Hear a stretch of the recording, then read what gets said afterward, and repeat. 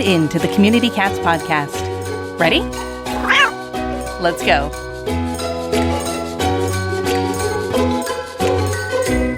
Welcome to the Community Cats podcast. I'm your host, Stacy LeBaron. I've been involved helping homeless cats for over 30 years with the Merrimack River Feline Rescue Society. The goal of this podcast is to expose you to amazing people who are improving the lives of cats. I hope these interviews will help you learn how you can turn your passion for cats into action. And today we're speaking with John Peaveler. John is an animal welfare field services, emergency response, and animal population management consultant with over 20 years of global experience.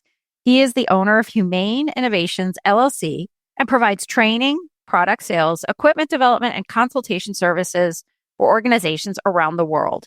John is a military veteran who began his animal welfare career in 2004, working with local stakeholders to develop the first progressive animal shelter sanctuary and animal population management program in Kuwait, which he ran as managing director for 11 years.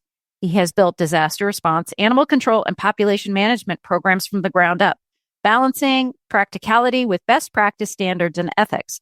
His experience across several continents has made him a frequent speaker and educator on topics including animal handling and capture, animal population management, and emergency response. In addition to extensive work and personal travel, John enjoys the outdoors, ultra running, paddling, and time with family, including his wife, 2 children, dogs, cats, chickens, and cows. John, welcome to the show. Thank you so much for having me, Stacy. All right, John. So with all of this exposure you've had with animals, how'd you get to be so passionate about cats? You know, my story makes no sense in terms of how I got passionate about cats. You mentioned my bio. I started off in Kuwait, so I got out of the service and I took a contracting job. It was in the western desert of Kuwait. It was like nowhere. There was nothing there. A bunch of buildings that had been destroyed in the first Gulf War, and like a few contractors and some Kuwaiti Air Force guys and F-18s. And we had some dogs show up, and I started sort of interacting with them, and they started having more needs that I felt like I could meet. So it was really just circumstantial. I wouldn't have considered myself a pet lover before that. We had a cat growing up. It wasn't a huge thing for my family, but I think maybe just being in those circumstances and seeing animals in need, and that sort of a couple of dogs snowballed into, at one point I had 18 dogs in an abandoned building. I was basically running an illicit shelter in a munitions warehouse. It did not go well, but they became the first dogs in the first shelter, and that shelter evolved to include cats. And sort of as we started building programs, especially into the field, we started doing a lot of cat TNR and dog TNR and other sort of program management stuff. So how did you find out about TNR? I think through Animal Care Expo, really. There wasn't a lot going on back in 2004. The internet was not the vast trove of information that it is now. So I went to that conference. I think I went to an Asia for Animals conference. I just met a few people who were kind of pioneering in this field and learned what it was. And then we came back to Kuwait and we met with the government and said, aha, we have the solution. You need to do TNR. That didn't really go over very well. Great. Thank you very much. Have a nice day. So I went back to the drawing board. I thought, I'm not a veterinarian, so I can't work on the surgical piece. I'm not going to become a HQHV surgeon. So what's the one thing that's stopping us? And we were really focused on dogs at that time. What's the main thing stopping us, which is being able to catch the animals. They're very difficult to capture for a variety of reasons. The environment there is very hostile toward animals, and people can be. So it's a very harsh environment, and it results in dogs that are very, very hard to catch. So really went to the drawing boards, or how are we going to catch these animals? So learned how to do that the hard way over a lot of time, a lot of effort. Once to sort of crack that code, eventually the state oil company came to us and said, hey, we want a better way to manage animals. Initially dogs again, but then eventually dogs and cats. And we said, well, it just so happens like we know how to do this thing. And so they engaged us as a subcontractor to manage their dog and cat population. And so really started to work more in cat TNR. When you talk about working with them, are you doing rescue? Are you doing TNR for dogs? Were many of those dogs what we would think of as feral dogs? Yeah, it's really complex in Kuwait in particular. We did TNR for dogs. I can't say it went very well for the dogs because their life expectancy is so short. So very difficult in that environment, a lot of rescue. We did the best we could for every animal. But we started with TNR as the basis, really identified that TNR is the only acceptable solution for cats. It's the only thing I've ever seen work anywhere, and I've been in a lot of places. to really advocate strongly for TNR of cats and for dogs in most places. Most places, TNR for dogs works very well. They can be harder to catch, but once you get ahead of the curve, I really see a huge difference very quickly. So it definitely is the right pathway for population management. So you say that dogs are harder to catch than cats. So for those of us who are out there trapping cats and are saying, "Oh, I've got 3 cats left in my colony but they're just impossible to catch." I mean, I hear all the time, this cat is trap smart. This cat is drop trap smart. This cat is X, Y, and Z smart, will never be caught. Do you have any hot tips for them? Probably a few, and there's a lot of knowledge in this space. And so for one thing, I really believe in the ingenuity of the people who do this. But there's also the chance that you haven't heard of something or haven't been exposed to something. Every animal is pretty much catchable. You just probably haven't figured out the right thing that will catch that animal because it's so subjective. So they may be conditioned to not like box traps, and so box traps won't work, or it could be the size of the box trap. So starting with a 30-inch trap, moving up to a 36, and then eventually you got to jump up to a dog-sized or a coyote-sized trap. And there's some tricks to that. So you're going to use a very big trap. You're going to have to figure out how to process it, but also how to trigger it. So if a dog-sized trap needs, let's say, 6 pounds of pressure and you're trying to catch a 5-pound cat, you've got to put some weight in that box trap on the trigger so that you can actually catch that animal. And that works well for smaller animals as well. If you're trying to catch groups of animals, you got to offset that. We can also look at what we call missy traps or colony traps. These tools can work well for cats as well. It's just very hard to process the cat, so you have to be prepared for what the processing will look like. You basically end up with a cat in a fairly large cage, as big as you need it to be. We recently did a project in Puerto Rico where we were focused on dogs in terms of difficulty, but volume, we were working at cats. But anyway, so we personally built a colony trap for them for dogs. And we deployed that as a standalone trap at the landfill that has both an optical sensor. So when the animal passes through, the optical sensor triggers the door, and a remote control.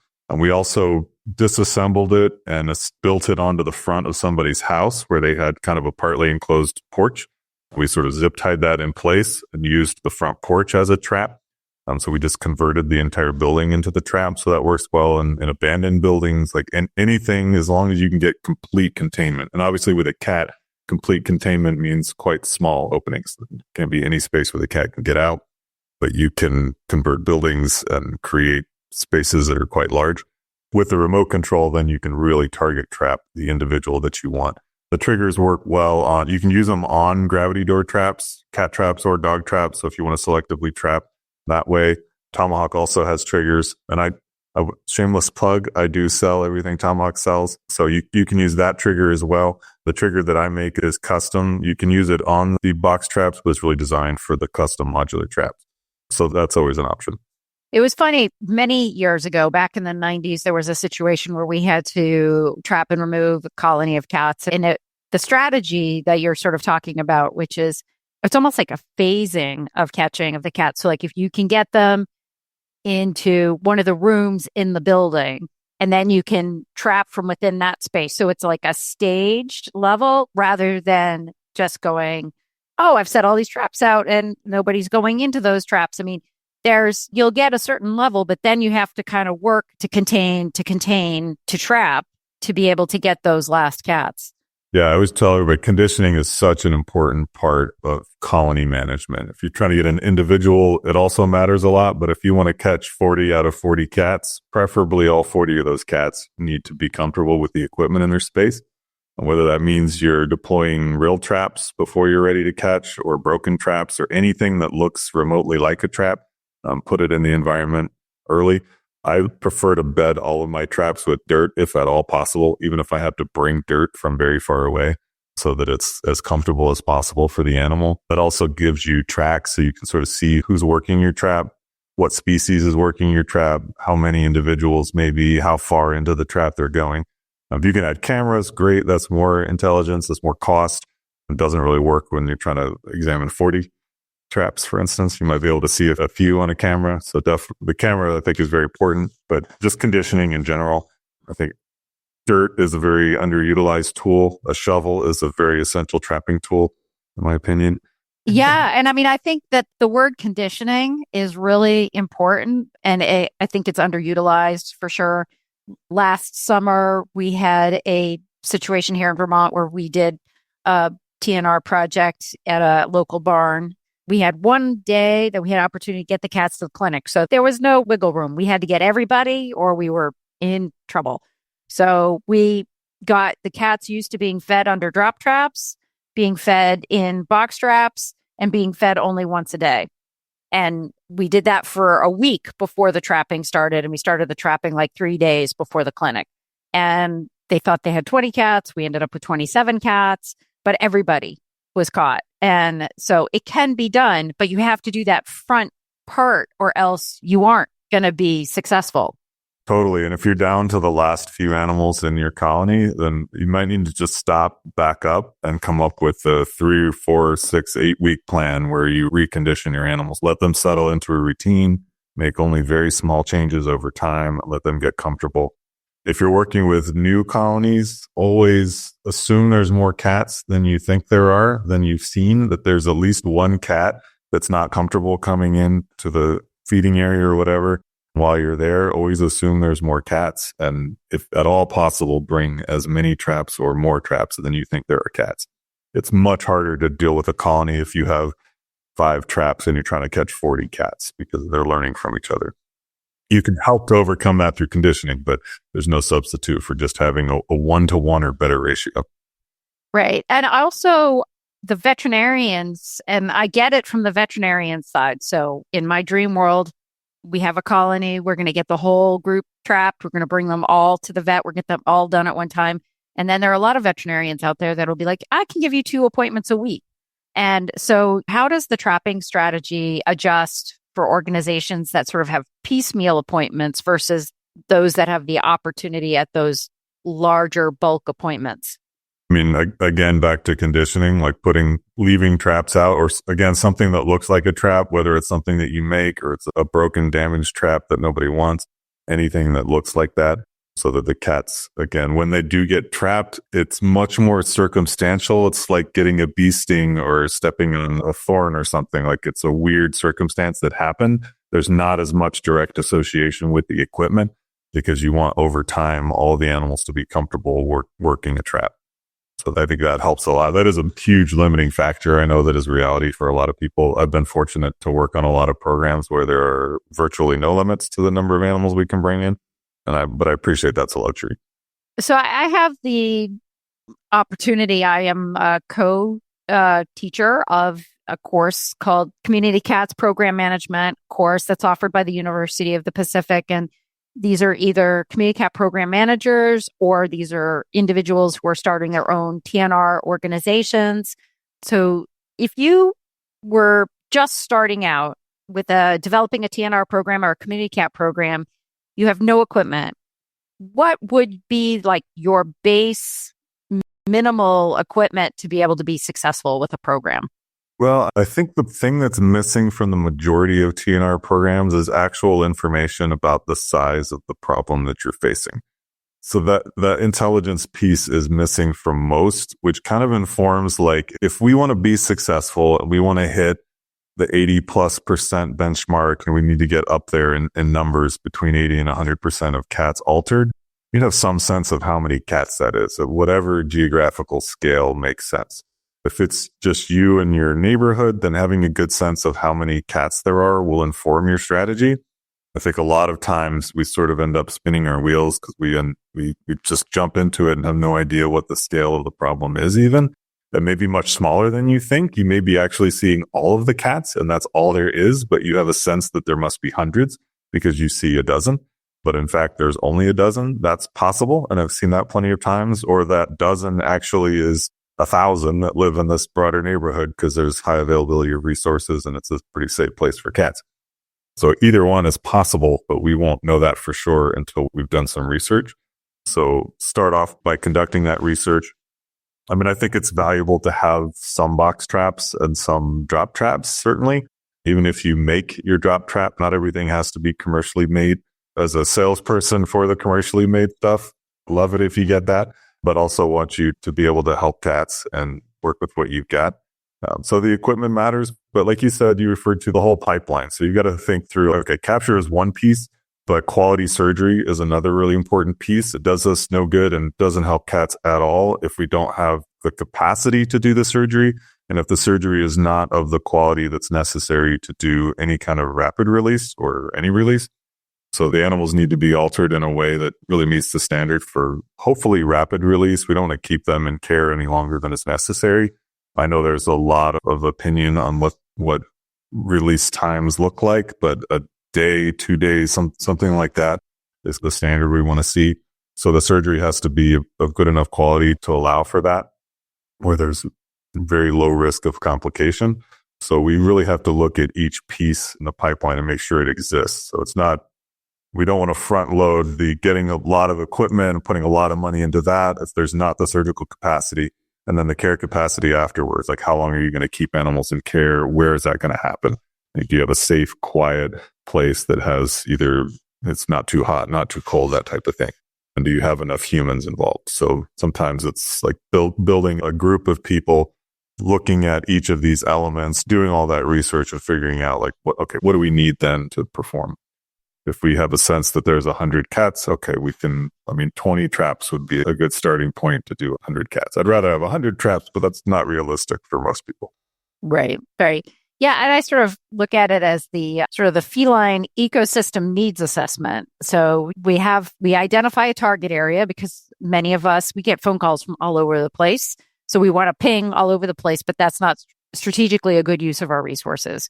So we have to identify an area that works for us and for what our tools are and who else is serving in that area, providing spay neuter services, rescue services, just general volunteers, people, caregivers who are feeding, and then what are the services that are in other areas. It's a motley group of us that are all together trying to make this work. I can't do all the work myself, and I think it's important for us to figure out ways to communicate. You said, get that intelligence. What is that intelligence that's going on in the community? And as a good baseline, we have our community cat calculator, which works on a population model to try and determine how many cats you need to do trap, neuter, return for, how many owned cats you also need to spay, neuter, because if you're only doing TNR, but there's no affordable spay, neuter for owned cats in the community, you're just going to be shooting yourself in the foot, in my personal opinion, because I did it for 10 years. I did free TNR for 8 years without any impact in my local community as well as in the sheltering community. And so we definitely needed to move into that owned cat sphere and getting, by factor of 6 to 10, depending on your area, an increase in number of spay neuters into that owned area to be able to be impactful. And so we need to sort of overlap together with regards to that. What happens to cats when disaster strikes? The Lahaina wildfire left behind hundreds of surviving cats, but thanks to a coordinated rescue effort, many were saved. Now the experts behind that response are sharing their insights, from on-the-ground rescues to reunification and placement. On May 13th, from 1 to 6:15 p.m. Eastern Time, join those who are on the ground in Maui for a vital discussion on disaster preparedness for cats. Learn how to rescue and find outcomes for cats in crisis and how you can prepare your own community. Sign up now at communitycatspodcast.com/recover because no cat should be left behind. Want an easy grant opportunity for your animal organization? Maddie's Fund is giving away a $3,000 grant each month to one lucky Maddie's Pet Forum member. You'll automatically be entered to win each month when you start a new discussion, reply to a new post, or upload a new library resource. Learn more at forum.maddiesfund.org today. Are you a proud cat parent looking for the perfect, affordable health care for your kitty? Well, look no further than the Community Cat Clinic, conveniently located in Woodstock, Georgia, just north of Atlanta and not too far from the Tennessee and South Carolina borders. The health and happiness of all cats are the top priorities at this feline-only hospital. From preventative care, spay, neuter, and vaccines to specialized and innovative treatments like full-mouth dental, ultrasound, radio, iodine therapy, emergency blockage cases, they've got your cat's well-being covered. For the TNR community and local shelters, they offer easy-to-access low-cost spay-neuter services and volume appointments. So if you want to do a large TNR project, this is the clinic you want to go to. It's worth the extra trip. Appointments are available most days. Check out the Community Cat Clinic online at communitycatclinic.com or visit them in person at the Walmart Shopping Center at the Shops of Trickham on Highway 92 at Trickham Road in Woodstock, Georgia. More per, less price. Do you have any brilliant solutions to this challenge that we're faced with? To the veterinary shortage? No. I stay in my lane. I love our veterinarians. I want the best for them, as many of them as possible. I don't have a solution for that. I love working with them and bringing them animals to alter.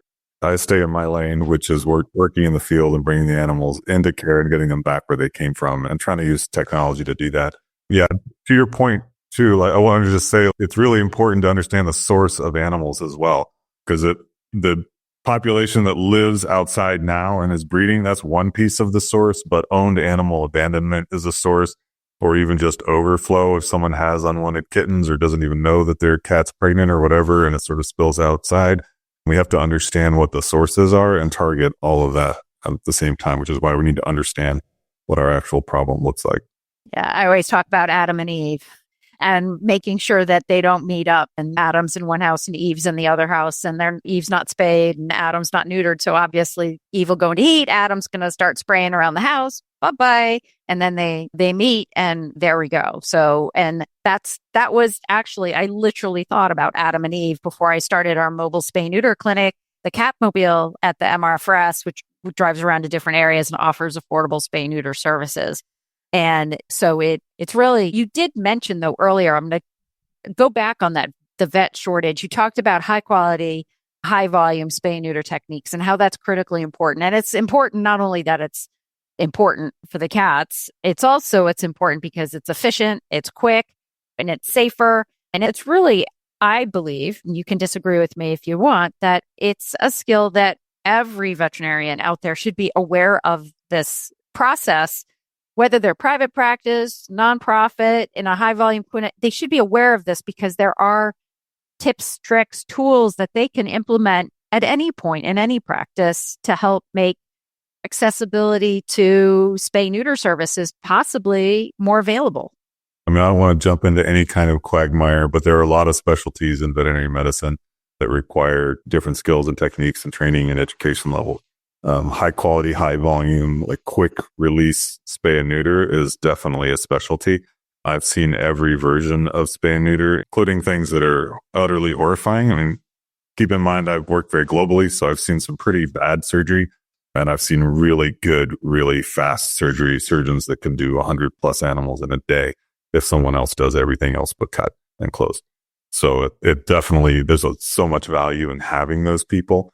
I also have that global perspective that, so many other places, as they're just now or relatively recently looking at their animal population problems because they've had other things they've focused on, the international standards and guidelines of things from the World Organization for Animal Health and from ICAM is a big one for dogs, International Coalition for Animal Management, dogs and cats, but they do a lot of dog.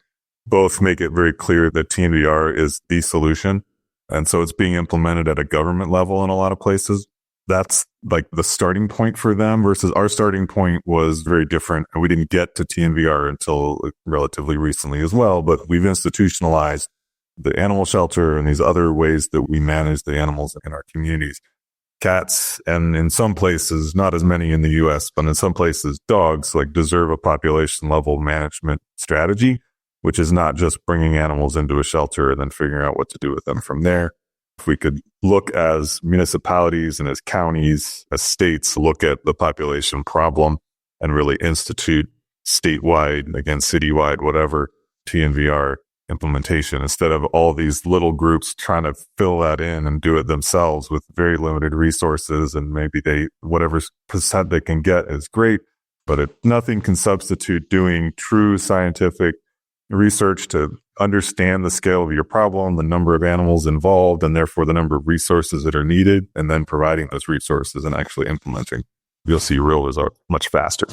For sure. Yeah. And as long as you have a multi-factored project. So I was in Lowell, Massachusetts, and we offered spay neuter services for owned cats, as well as had a separate designated TNR task force. And so within 3 years, they went from being overwhelmed to, oh, we can do transport. What's a kitten? We never see a kitten anymore. And isn't this great? So, in these target areas, you can have maintenance level. I'm not going to say you're going to stop doing spay neuter. The spay neuter is never done. I mean, you cannot have a TNVR program without that end. You have to be able to have access to that end.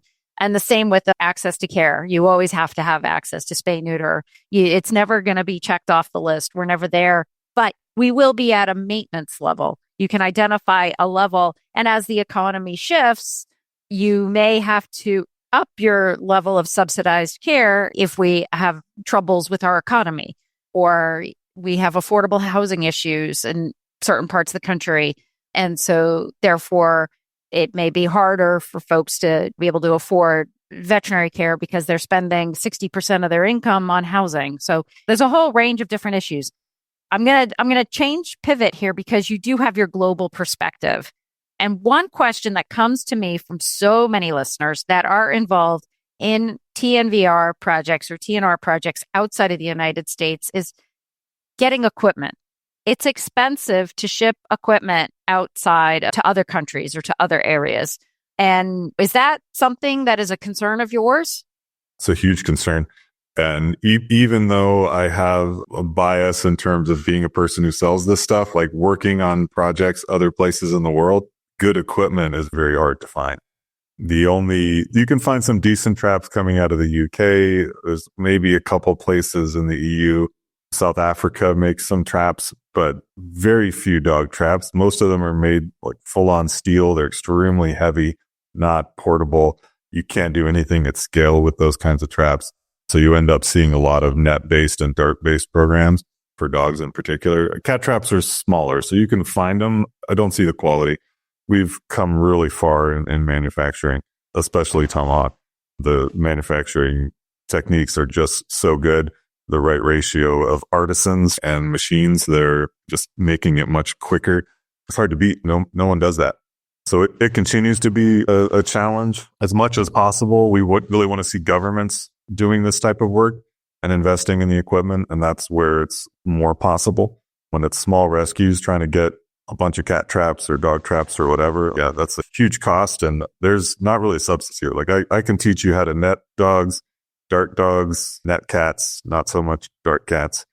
There's a few other tools that are a little more portable, but access is still a real problem. You end up kind of limited to like fishing nets and catch poles, and those are your animal control options. And that's a huge limiting factor for sure. Yeah. I find it very challenging at the Community Cats podcast with all of our educational programs. We deal with quite a few organizations that are outside of the United States just because they don't have access to this educational resource. It's one of the few ways that folks in other countries are able to learn about TNR, trapping tips and tricks, colony caretaking, how to run a program strategically, all different types of topics here. I have many wish lists in this world. And one of those wish lists is to have more equipment be available. I mean, we've all seen video of people catching cats in the laundry baskets and other things. And it might be fine, but I also think that there's a better way. And it does professionalize. I don't know. How do we bring forward TNR as the acceptable solution? It seems to be acceptable in the United States, and it's taken 20 years for us to get there or so. But I would love to have this be a global initiative. And I do know that TNR is prevalent in some countries. They even say, oh, we support TNR, but then there's no, well, how are we going to get it done after the fact, right? So we can be supportive, but then what are the where's the equipment, the process, the spay neuter that goes beyond that? But do you see globally more acceptance of TNR, or is it still in its infancy? It's a mix. I mean, it's pretty prevalent in cats for sure. I would even say in most places. With dogs, it's a much more mixed bag. We're actually seeing a lot of progress in Saudi Arabia right now, where TNR is the expected standard, and they're expected to have programs rolled out by 2035 across the country, which is ambitious. I was working on a project there the last couple of years. They actually just bought a lot of Tomahawk product because that's the best product they could find. The alternative is stuff from China, which is acceptable, but it won't last nearly as long. So that is an option. But again, very hard to do as a small rescue, much more doable as a government. But again, it's complex because our cities don't really tolerate a lot of free roaming animals in them either. And so governments elsewhere are no more likely to tolerate that for a variety of public health concerns. So we just continue to do our best and continue to try to show the efficacy of TNR everywhere possible. If folks are interested in finding out more in the work that you're doing, John, how would they do that? You can follow me on any social. I'm primarily active on LinkedIn, and then I do post stuff on Facebook, Instagram. I'm not as good as following up with that. And then my website, humaneinnovations.com. So that's product sales, that's retail sales. I also do wholesale. Basically, if you're over 20 of anything, we can talk about pricing. And then consulting and training. So a lot of what I do is travel to organizations and help them build their programs or fix their programs, both dog and cat related. And is there anything else you'd like to share with our listeners today? Just a big thank you for the work that everyone does in this space. It matters a lot. And I know there's a lot of frustration and burnout that happens in this piece of this industry. As we talked about earlier, we're never done. And while that can feel overwhelming by itself, we also need to keep in mind that our job is to do the best we can with every individual when possible. It's always going to be a work in progress. There's never a day we wake up and there's no longer a need for people who champion cats or dogs or any other species. There will always be work to be done. So keep that in mind. Our goal is not no cats. Our goal is to make sure that cats have the care that they deserve and need. And so we just keep working on that. So keep up the great work. But don't forget the value of the science involved in TNR and really understanding these are complex relationships. We really have to work together. And there are a lot of stakeholders. And some of those stakeholders don't like cats, but they still exist. And so we can get a lot more done if we engage with them and figure out how to make progress together. We may not all get what we want, but we can still do better for cats that way. Because again, we need long-term sustainable programming. It's not enough for us to be super engaged for 5 or 10 years and then burn out and get out of it. And we want long-term sustainable programs where the community invests in our programming. Excellent.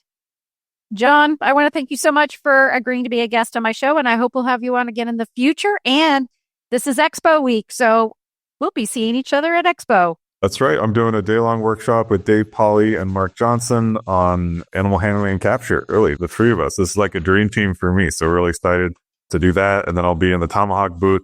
So come see us there if you're at Expo this week. Excellent. All right. And I'll be over at Expo too. So thanks so much. We'll see you all next week. That's it for this week. Please head over to Apple Podcasts and leave a review. We love to hear what you think, and a 5-star review really helps others find the show. You can also join the conversation with listeners, cat caretakers, and me on Facebook and Instagram. And don't forget to hit follow or subscribe on Spotify, Apple Podcasts, Google Podcasts, YouTube, Stitcher, or wherever you listen to podcasts so you don't miss a single show. Thanks for listening, and thank you for everything that you do to help create a safe and healthy world for cats.